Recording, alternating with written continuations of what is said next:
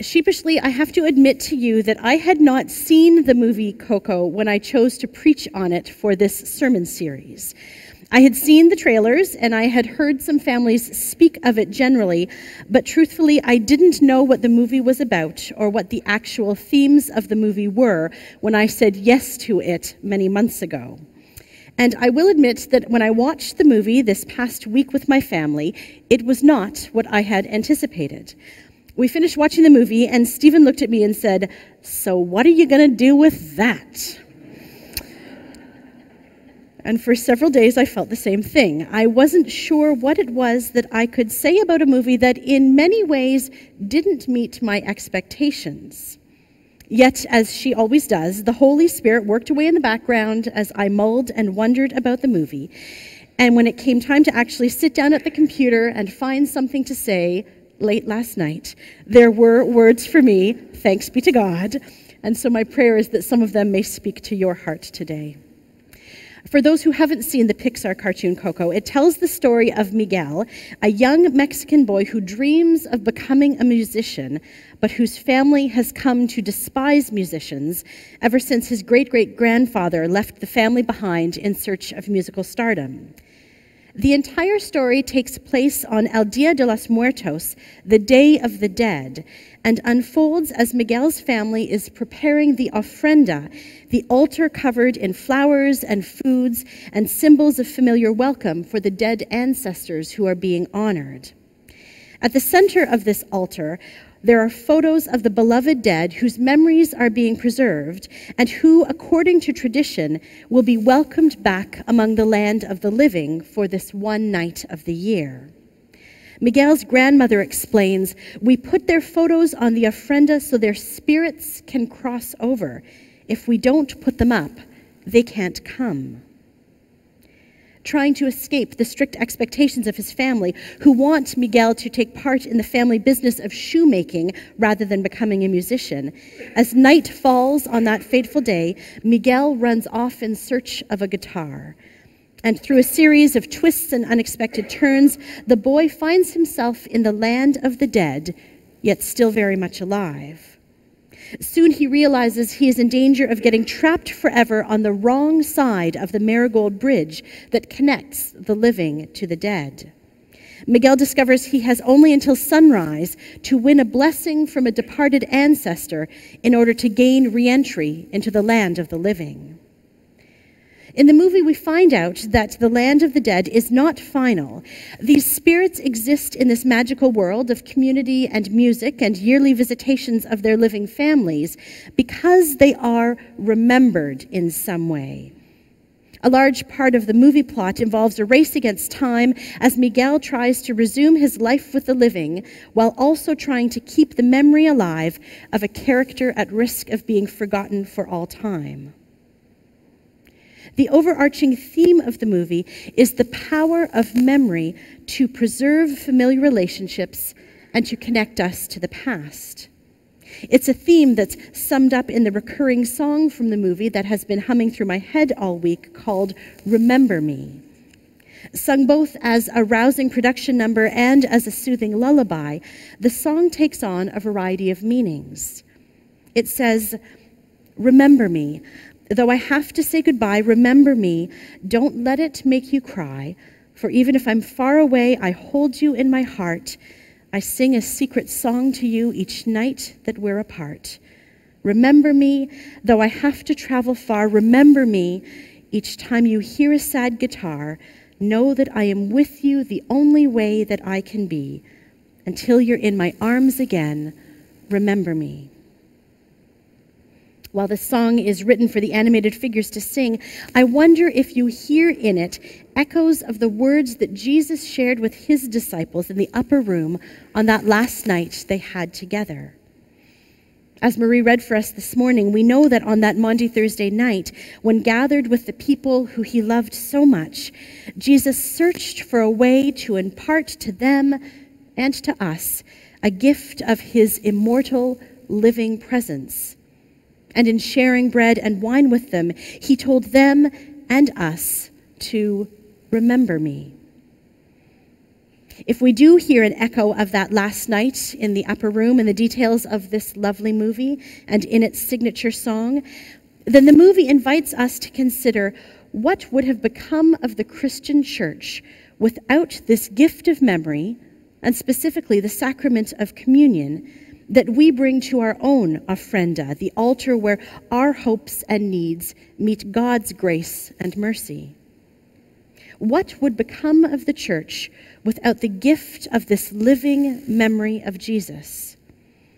It was the gift on which the infant church was nourished long before there was a Bible to be read or any scriptural tradition at all, before Paul wrote any of his letters to the first Christian churches, before evangelists began to describe their notes, which would become the Gospels.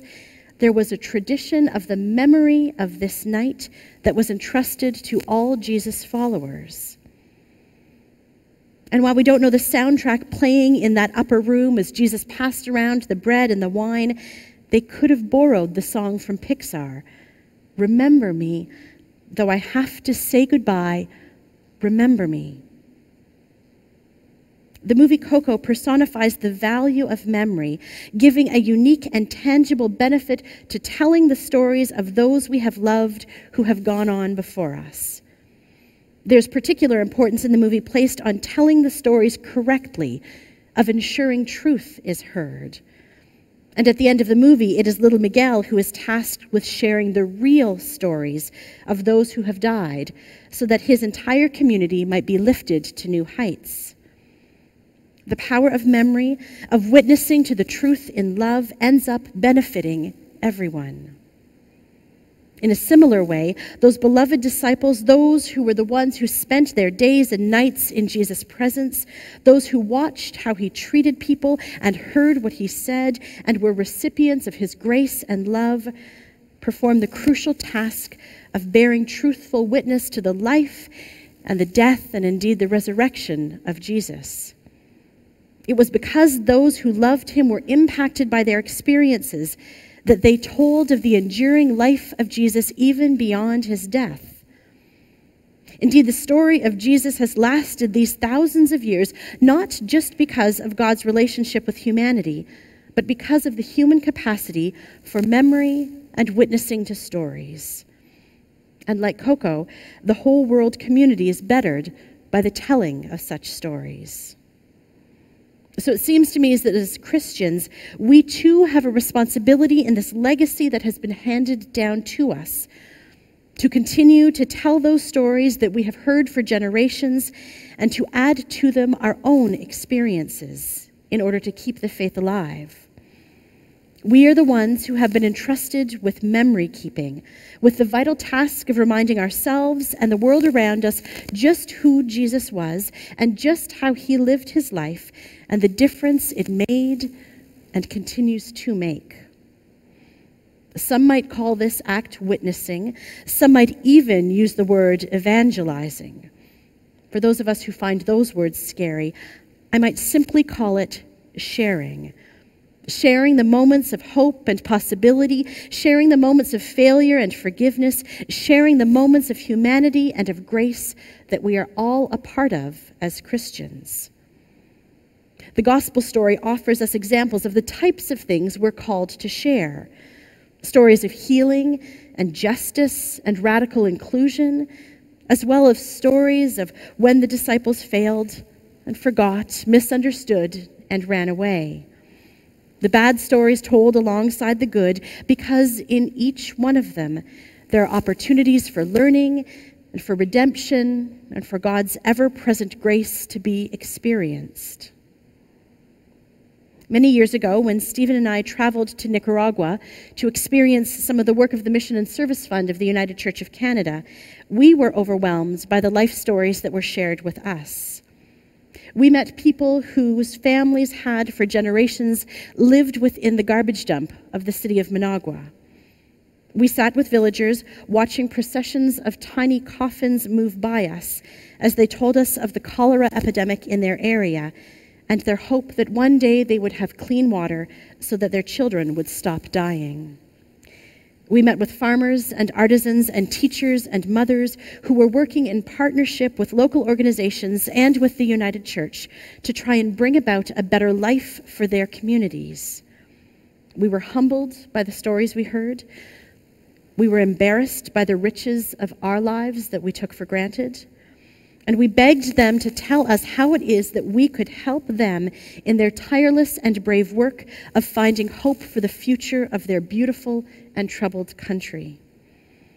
And without exception, all of the people we spoke to told us that the best way that we could support them was in telling their stories, to be in partnership with them by sharing what it was that we had experienced, the hope, the determination, the possibility that was being realized in their very midst.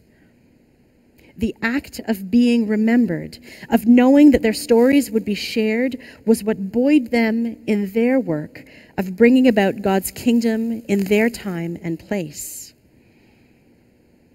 This is what we have been hearing as well from our Aboriginal sisters and brothers who are begging for their stories to be told. Stories of residential schools, and of daughters and wives missing and murdered, and of whole Canadian communities living in third world conditions. Listen to our stories, they ask us.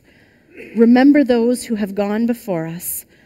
Learn from what has happened so that our past experiences might inform how it is that we go about living into right relationship in the future. We hear similar cries from many different voices in our family who are part of marginalized communities. Remember us, they ask us. And perhaps now more than ever, when we fear our governments and civic leaders will forget them, the responsibility falls on us to keep their voices heard. As people of the cross, we come from a tradition of remembering. And we trust that in our own congregation, in our own communities, in our own families, when we remember, when we tell stories, even the ones that hurt in their honesty, our faith endures. More than that, we know that when we do this, love, the love that comes from God and goes back to God and is God, lives on. Remember me. Is this not the love song that God has been singing to us since the days of Abraham and Sarah? Remember me, for I will soon be gone. Remember me, and let the love we have live on. And know that I am with you the only way that I can be. So until you're in my arms again, remember me. Is this not the love song that Jesus sang to his disciples, to his family, to those whose eyes were open, whose lives were changed forever? Is this not the love song that Jesus sang as he offered his very life for the sake of his love for us? Is this not the love song that Jesus sings, knowing that it will be hard for us to follow in his way after he is gone, gifting us with a sacred memory and a simple instruction to do this and remember me? What a difference it would make in our lives, in our world, if we were to do just that, to sing this love song, to eat and drink in his memory, to remember, to keep Jesus alive simply by telling his story and living our lives as ones who have known his justice and his truth, his compassion and his love. Remember me. Each time you hear these words, know that I am with you the only way that I can be. Until you're in my arms again, remember me. Remember me in the name of God, our Creator, our Redeemer, and our Sustainer. Amen.